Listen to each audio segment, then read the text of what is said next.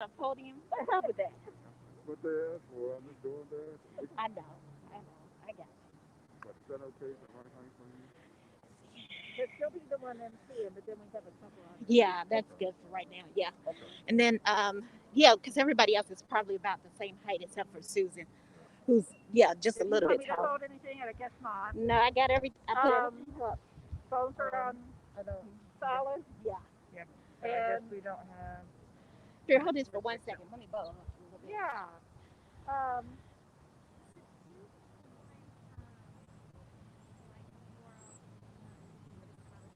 oh, yeah. Laura, stand up here in case there's questions. That'd be great. Yeah. I figured you probably know most answers anyway, but just Well, in case there's anything else. And if there's we make anyone some else, do. Look, Yeah, I I think love that racket. I know. Looks warm too.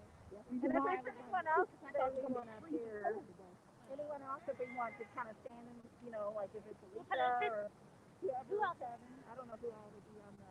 Make sure you protect. Dave will hear you if for this. It's taken to the multi-box, but still protect so everybody here can hear. okay. All right. And you can remove your mask when you're up there. Only speaker. No, we got three. We got to do it. So, Here's what we need to do. I'm gonna line it up. All right, guys.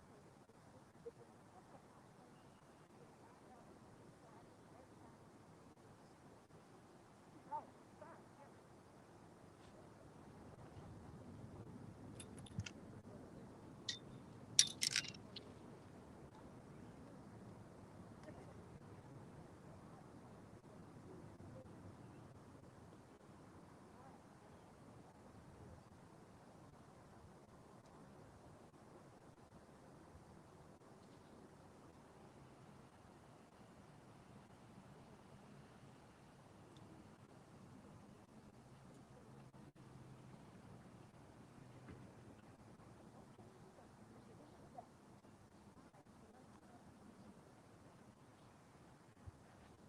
then you can be over here. Stachelle, if you can stand right here for me. 'Cause that way I need you right here. So that way they can see you. Because we need to make sure that you, and then whoever else, anybody else that needs to join. Representative. Hi, how are You. you? You're doing well. That's okay. Yes. All right. And so, if you balance out, can you come on this side for me, please? Thank you for being here. Of course. Thank you so much. All right. Okay. Then can you all move over? Let's balance it out. Scoot over a little bit. There we go. That's it. That's it right there. It's a beautiful thing. It's a beautiful thing. We're all joining in. So you love. All right. If I can take my mask off. Good morning, everybody. Good morning.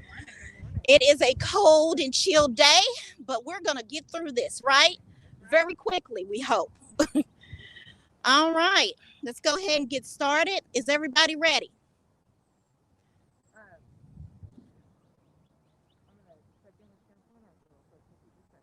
Is he on his way? Yeah, we'll just make sure. It's okay.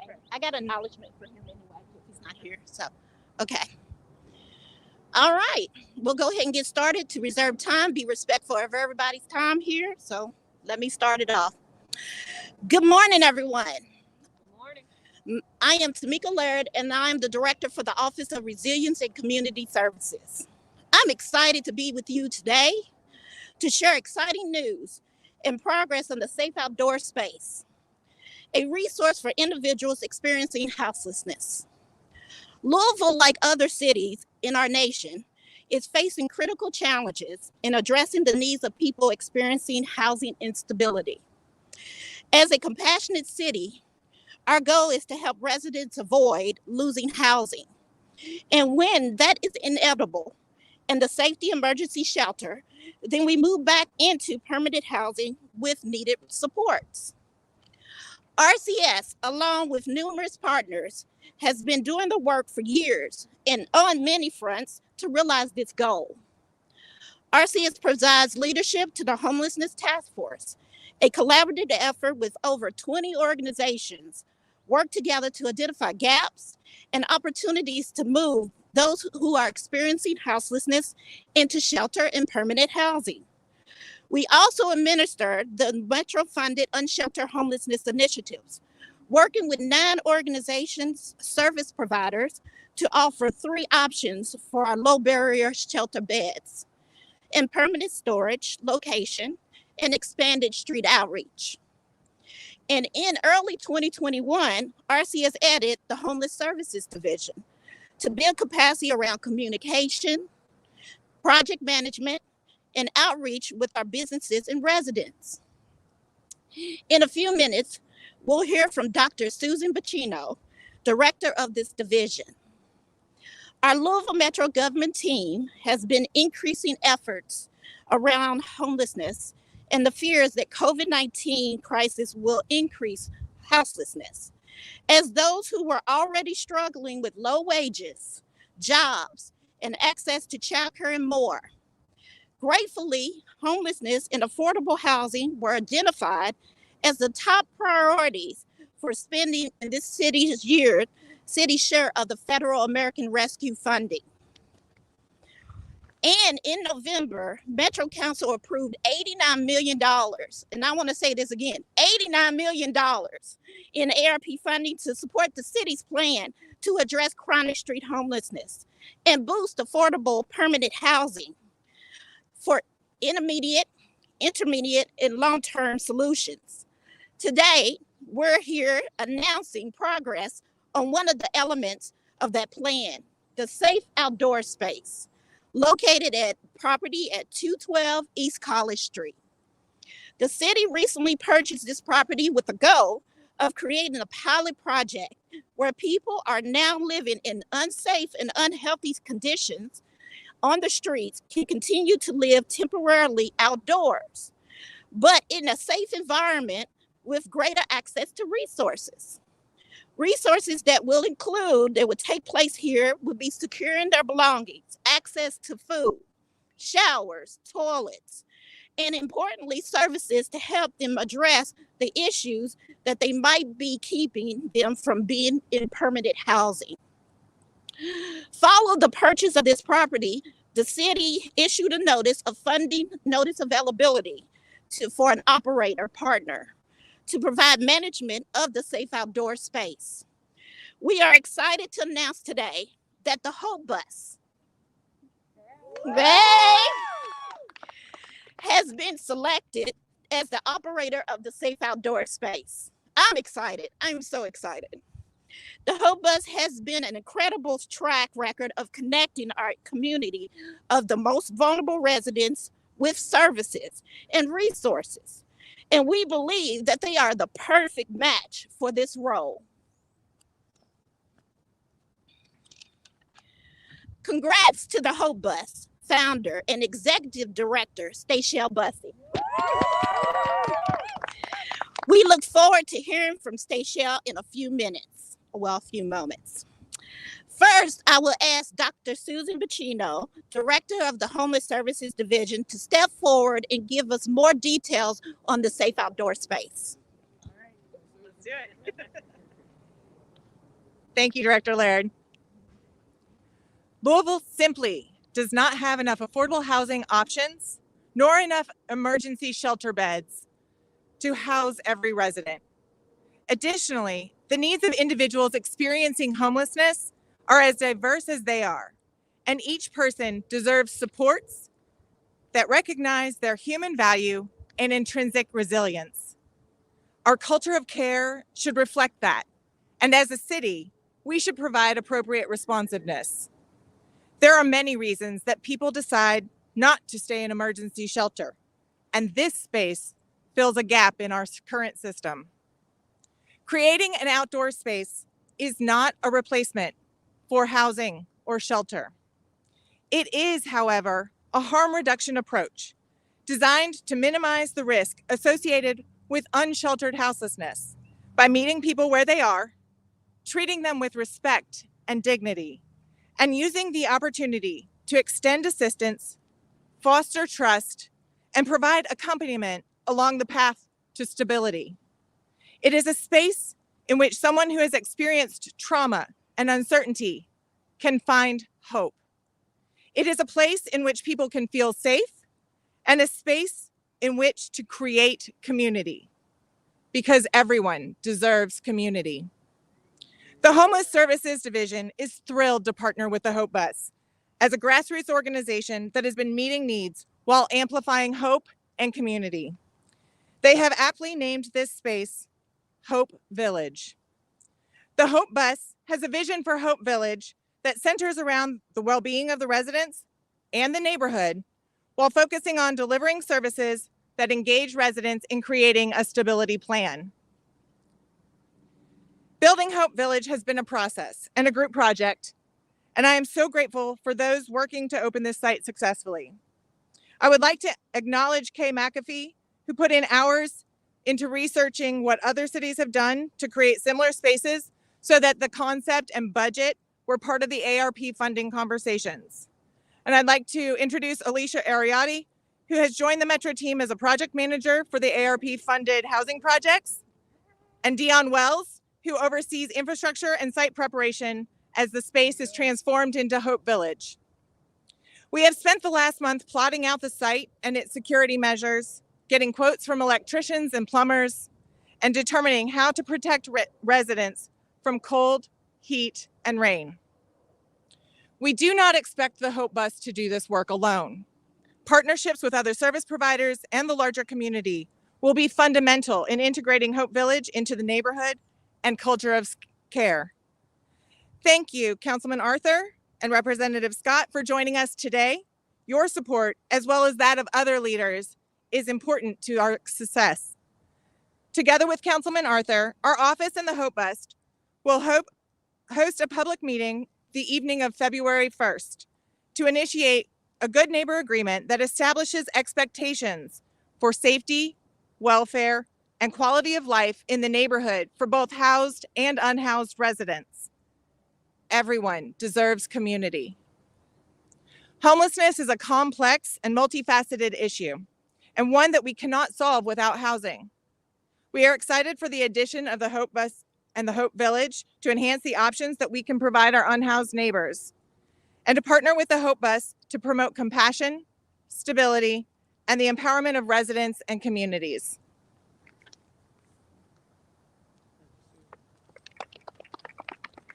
Thank you, Dr. Pacino.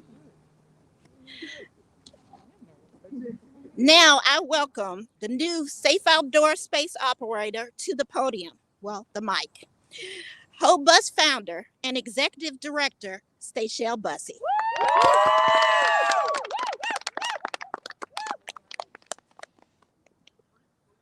I still need a second. So before I actually say my remarks and give my charge to the community, I like to acknowledge a few people who you don't always get to see, but they make sure the bus keeps the wheels on and keeps going. Miss Gail Collins, she's 78 years old. She worked with us all day and all night.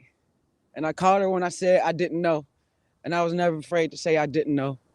Pastor Valerie, who was the minister over right next door at the Unity Church, who was very essential in helping us out with stuff that I had no clue about.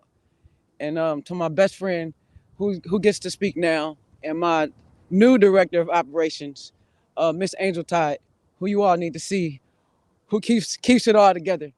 So you all welcome Angel Tide, and I'll speak after her. Hi, y'all.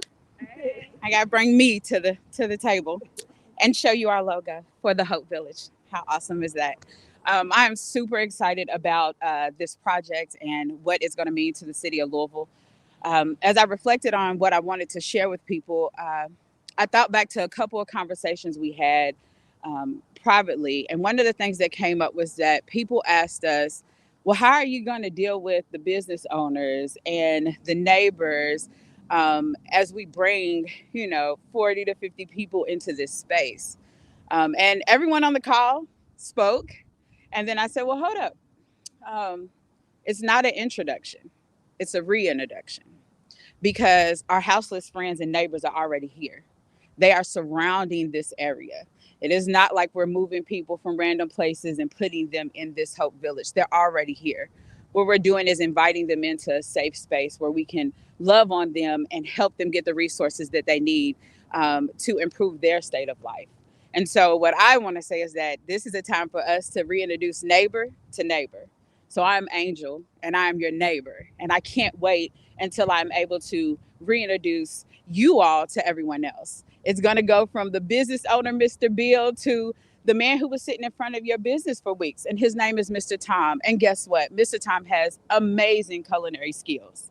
That is what we want to build here. That is what we're pushing for. We want to tell the story of the other and make Louisville the compassionate city that we say it always has been and will be. At the Hope Bus this last year, we've always said that hope is, and we allow people to fill that blank in. And one thing that we settled on around Christmas time was that hope is you. So hope is Angel. Hope is Mr. Judd. Hope is Nicole. Hope is Miss Stacy. Hope is every houseless person that is going to come into this space and trust us enough to work with them. So as we go out, connect with us. There's lots of work to do, and there's lots of space for everyone to be reintroduced to their neighbors. Thank you, guys.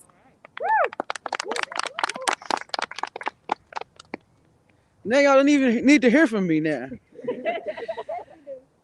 Again, I'm so excited. This is some of my incredible team. The other part of the team is actually working down in the West End because we opened up an NTI hub. So I couldn't have everybody, but if you could just wave at some of the Hope Bus team.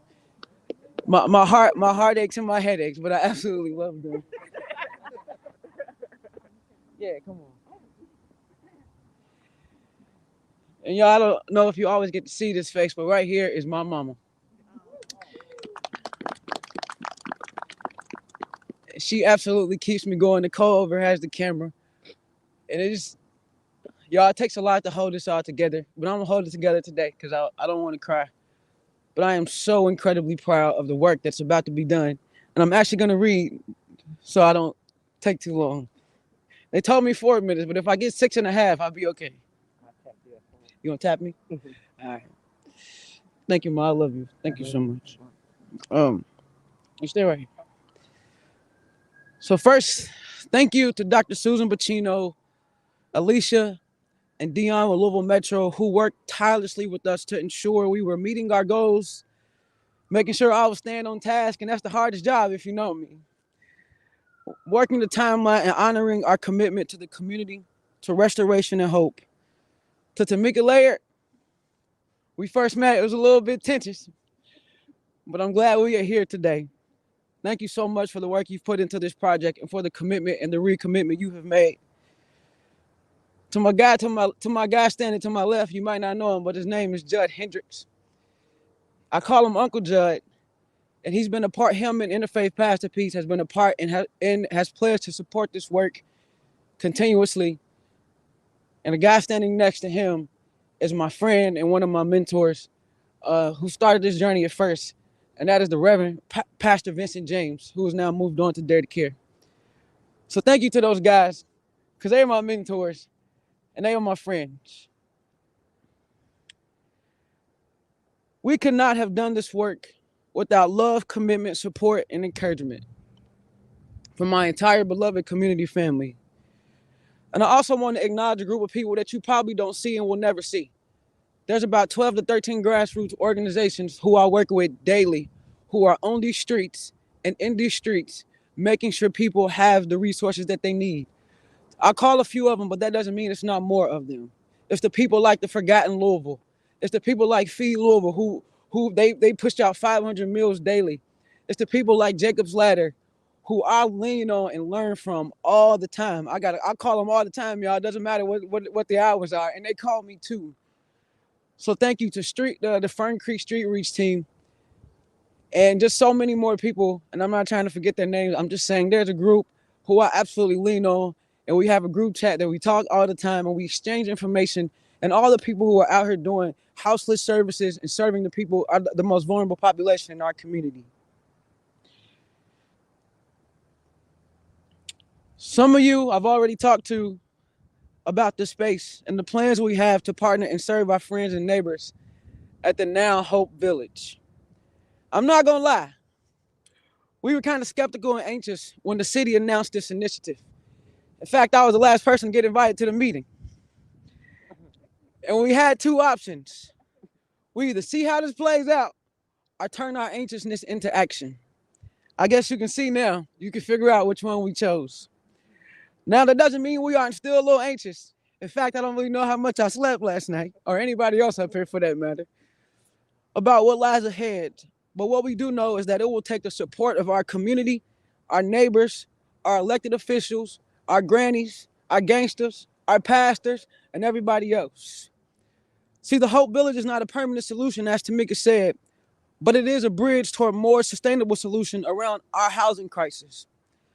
Our promise remains, people, to engage and empower the community and encourage our village residents by offering equitable solutions. And just in case you don't know, the Hope Bus, we are the equity. As a Black-led organization, we are ecstatic for this opportunity, but this is just the beginning of a different Louisville. For the first time since I can remember, resiliency and resources have finally collided. We plan to house about 40 to 50 people, providing them with wraparound services and helping them to transition to stable and secure sustainability. We will have case managers and 24-hour on-site management and security. Our community partners will be integral in identifying residents, and we have a full intake process. We will be accountable to one another within the village and the surrounding community. We will employ restorative practices, always pointing back to our community agreements and conflict resolution. We will remain autonomous. I'm gonna say it one more time. We will remain autonomous, both the Hope Village working with but apart from metro government, and the residents will retain their agency. You hear what I said? The residents will retain their agency. Reconciliation and integration will be our first line of defense, while we remain flexible to pivot if a situation arises that requires our flexibility. We recognize that we are an organization trying to provide a bridge for people in this city. We will strive for positive interactions at all times, recognizing that positive people does not always mean perfect. I'm excited to be standing here today. I'm excited because I know this community believes in us. To the people who are around here, to the business owners and the religious and the faith leaders and other people a part of this community, it is our chance to be good neighbors, to restore compassion. To the faith communities, businesses, neighborhood associations, government entities, outreach organizations, educational institutions, and the like, this is our opportunity to come together, to be good, compassionate neighbors. And can I give you three things? I'm a preacher, y'all. Can I give you three things? Here is my charge to the community. Reimagine. And when you think about reimagine, I want to give you three words for that. First, we got to learn. We're not the experts. And the people closest to the pain should always be the people with the power. We get an opportunity to learn from people, for them to help us, for them to show us a different way. We are not the experts. Our houseless residents are. So we get a chance to learn from each other. But we also get a chance to love courageously. We are all going out on a limb. She said this is a pilot program. We've never done this before. We never done it before either. Some of us are all learning, and every day we research, we learn. But we have to commit to loving courageously. I didn't say like each other, but loving courageously means working together because we have a common goal. And the last thing that I beg and plead you to do, don't just learn, don't just love, but folks, learn to lean, because that's our call. Everyone deserves community. A songwriter simply said, lean on me when you're not strong. I'll be your friend and I'll help you carry on, for it won't be long till I, to you, am gonna need somebody to lean on. Call on me, brother, when you need a hand, because you know what? We all need somebody to lean on. I just might have a problem that you'll understand, because we all need somebody to lean on. Here we are, the opening, the commitment to the Hope Village, where we believe everyone deserves community. Thank you so much. Wow, how can I come behind that? All right. Well, we come to our conclusions. I also want to express my gratitude to Mayor Fisher and his leadership team for their support on allocating the federal ARP funding for this purpose. I also am grateful, we all are grateful, for our partners on Metro Council for their hard work around this and heading up the public feedback sessions for ARP funding. I am particularly want to say thank you to Councilman Chicori Arthur, who has always been a champion for affordable housing and understands the needs we have in our homeless community. I also want to say thank you to Representative Attica Scott for being here today. Thank you. And a special shout out to our co-workers across Metro government, several of who are with us today, who have worked diligently to bring this project to fruition. In closing, I want to stress again, the Hope Village is a pilot. Hope Village project, and it's just one step in a multi-pronged approach for creating shelter and housing for individuals still experiencing houselessness. It is meant to be a temporary stop for individuals that are ultimately puts them on a path to stability. Plans for our Metro Office of Housing also include renovate the former administrative building on site, converting it into a bridge housing for unsheltered individuals, moving them through the housing process a lot more quicker. I want to thank the many, many individuals and organizations who have devoted their time and continue to devote their time and treasure to helping those in our community who are experiencing houselessness. We have a lot of work ahead, and together we have the potential to make a lasting impact. I want to thank you all for coming out today. And now we open it up for questions.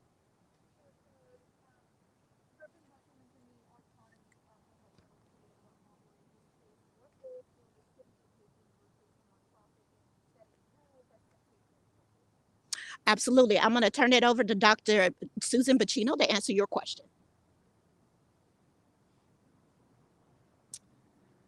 So we'll be working really closely with the Hope Bus, but they've put a lot of time and research into this work, and they will ultimately be operating the space with their policies and procedures. So we're a partner and a supporter.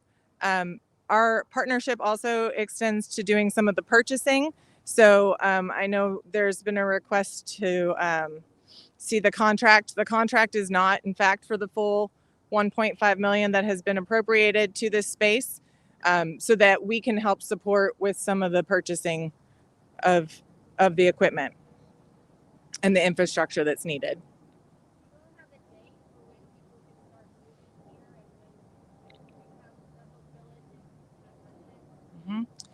Our plan is to have this open before March 1st. And that is if everything goes smoothly, no weather holdbacks on installing plumbing and electricity, no more supply chain issues. So we've got the Hope Bus is moving. It's moving. And it's we're hoping that all the pieces fall into place nicely, but we're on track for opening in March, or in February, I'm sorry.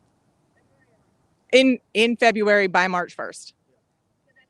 We don't have an exact date. We had heard when this project was first announced that the Hope was fall in November and then December. And so can you all speak to it at all of what has been the holdups in this and what are we going to do to make sure things stay on track? Yeah, we just wanted to really ensure that we had the right partner for this space. And so it's just taken a minute to come together the way that we needed it to come together.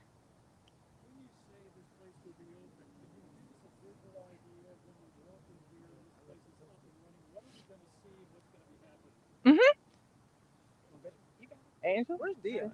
I know. There's Dion. Let Dion. Go ahead, Dion. I told him I wasn't. It's been a collaborative. obviously it's a unique design problem, which we've all taken on in a collaborative effort. So we're at the point now where we're gathering POs. We're looking to turn plumbers and electricians loose here in the next couple of weeks.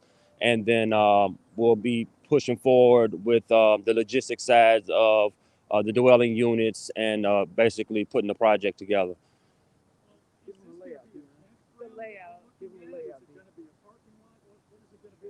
It's going to be a assemblage of fishing style tents that are insulated, and they'll be set up upon treated plywood to elevate them off the ground. And we'll also have frost-free faucets throughout the site and electrical spider boxes to facilitate the needs of the occupants.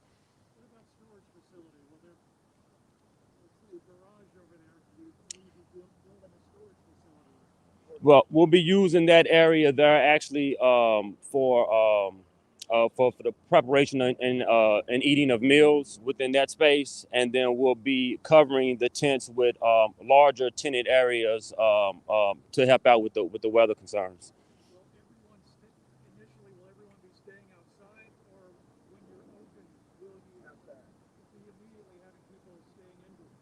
Well, they'll start out staying outside, and there's a renovation plan moving forward for the building. But the thought is that they'll transition from the outside site into the building as the building gets complete. I'm Dion Wells. I'm a project manager for Louisville Metro. How long will people be allowed to stay, and is it welcome for anyone, men, women, children? Yeah. So if you want to go ahead and address it. Can you say? I'm sorry. Yeah. Can you say like how long people will be allowed to stay, and who will be allowed here? Is it men, women, children? Is it like for everyone? Yeah. So right now, right now, we're planning for at least a year program. Anybody who wants to be here can be here. You can be in any walk of life. We don't have any criteria other than being human. And so what we're trying to do is get people in. Some people that may be that they only need to be here for 3 months and then they're ready to move into housing. What we're trying to do is just provide sustainability and stability. And for some people, their program might not be a year, but we're prepared to serve them for at least a year. And so that's best I can tell you. We'll serve anybody who comes, and everybody knows us. We'll accommodate who comes here to the best of our ability. We won't turn anybody away, and if we do turn them away, we'll probably have a plan for them. I'm sorry. Go ahead. Okay.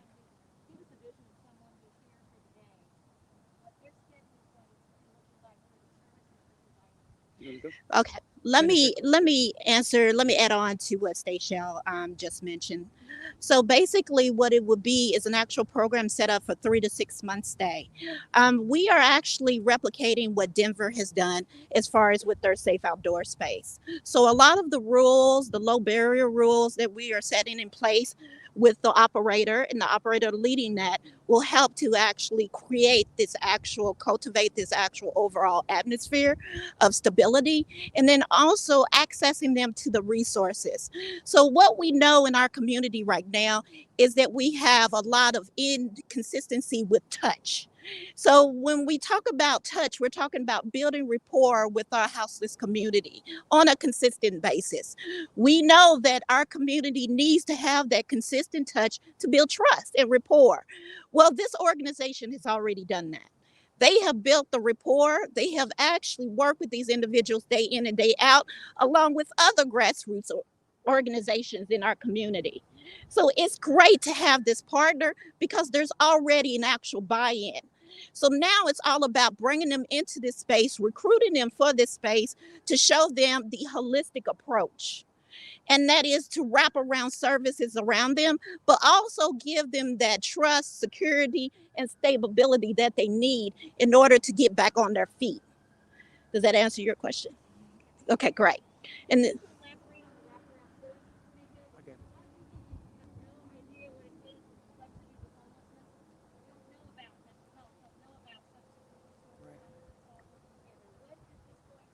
you want it? Yeah, can I take it? You can take it. Go ahead. Actually, come here. Okay. Go ahead. Yeah. Okay. Go ahead. Okay, so we know that houselessness is just multifaceted, right? And so we know that there's trauma, there's addiction, there's a lot of other things that compel someone being homeless. And so with our wraparound services, we want to make sure that they have access to those things. So can they get a mental health assessment? Can they get a drug addiction assessment?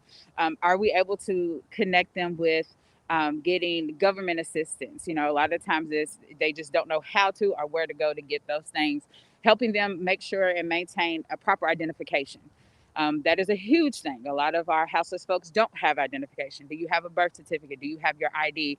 So that then when you go to apply for these other services, you are it's easier for you to get that done. So those are the kind of things that we'll do. We will have on-site COVID testing. I know people are really concerned about that, as we are. So there will be weekly COVID testing. There will be HIV testing and prevention.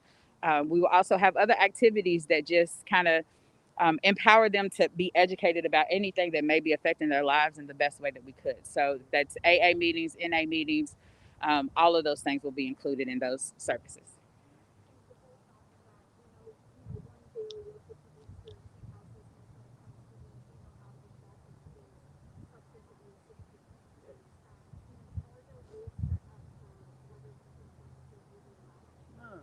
So what we're asking is that we understand people will use, and that is people will do that.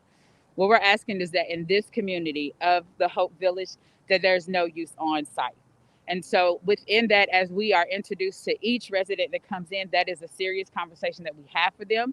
We are not telling people you can never do drugs again, because that never works. What we will also do is surround them with education and opportunities to learn more about addiction and where they may be in their decision to quit or maintain it. That's probably a bad word to say, but we will help them with that. So we will have on-site counselors to talk about that. We will service them, send them out to other agencies and service them in that way as well. And then also, let me add on to Angel. It's all about the harm reduction approach. So when we think about it, we think about wet, dry in those areas as far as the housing and urban development best practices. So when we look at this overall site, we're looking at it from that approach. Now, no individual is going to come in here and be ready to actually accept treatment services. But what we hope is the routine actual access to the organizations that do that work will help them to be more receptive to saying yes. So at the end of the day, it's all about giving them a place to actually stabilize, and then hopefully building that rapport will give them the connection to the services to continue the overall effort. The ending outcome from this is that we get them into housing. I just want you all to remember that the ending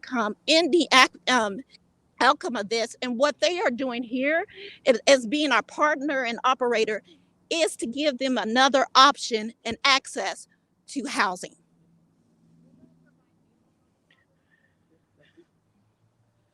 I'm glad you said something. Absolutely, the whole bus is already. We've already been feeding people. We'll do that in partnership with a few grassroots organizations. But community, I'm calling on you. Right now, you can go to www.thehopevillage.com and you can sign up to be a meal sharing partner. That's one of the ways we're building communities. I'm Black and we build community around food. So I'm telling you, go sign up to be a meal sharing partner and at least do one meal to be able to be a part of this village. Also, the partnership, the whole bus already has had a flourishing and thriving, innovative partnership with Dare to Care, who plans to keep supporting our efforts with this. You did. Yeah. Thank you.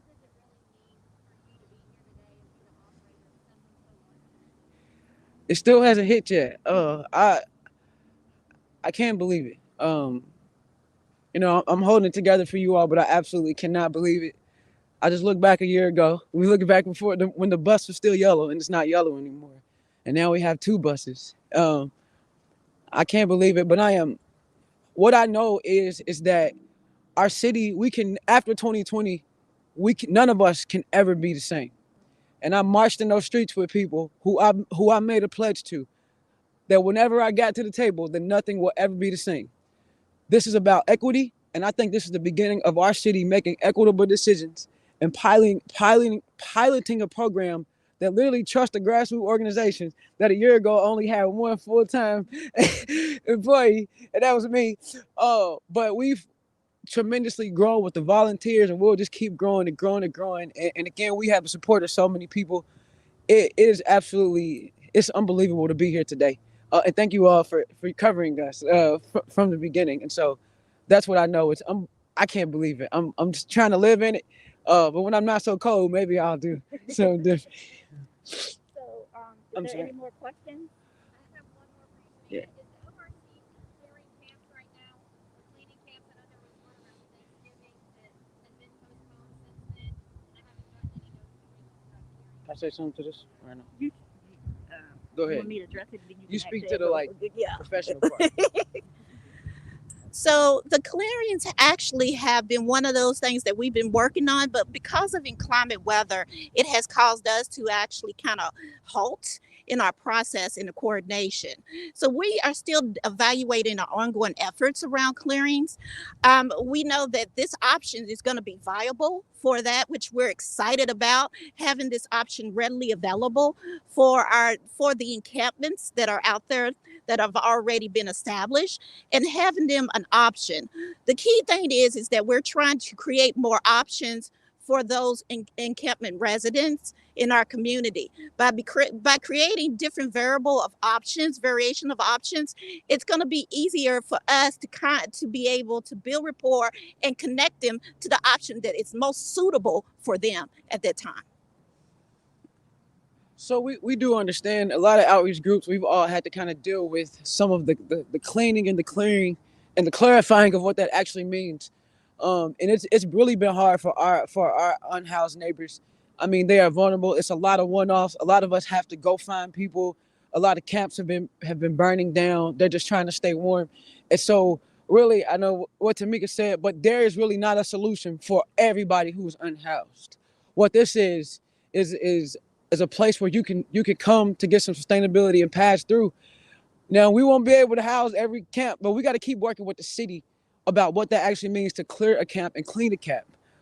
But I promise you, this might be the first Hope Village. But if we work together as a community, it will not be the last. And I'm going to have 300 conversations over the course of 2022 to make sure that we keep having options for people who are still learning what it means to transition. And the thing is you can't even just put people in housing. And everybody's like, well, put them in housing. And that doesn't necessarily work, because we put them in housing and it's a relearning, it's a reimagining what that looks like. And so, again, what we're trying to do is be a bridge and build that bridge for those people.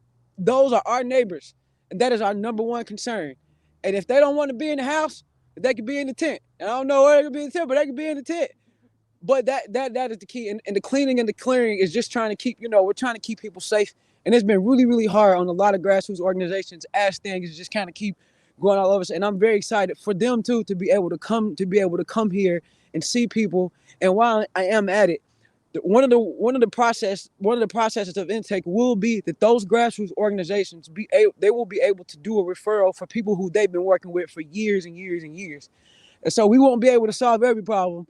So, you probably can't call us and be like, we got 20 people on the bus stop. I'm like, I don't know. But we will be able to do what we can to continue to work with the city about what we can do to continue working and solving this problem. And then Representative. Oh, yeah. And I'm so sorry. And I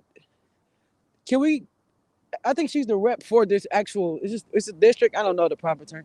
So I would love for Representative Attica Scott to speak to this. Can we give her a hand for standing out here and being with us? Thank you.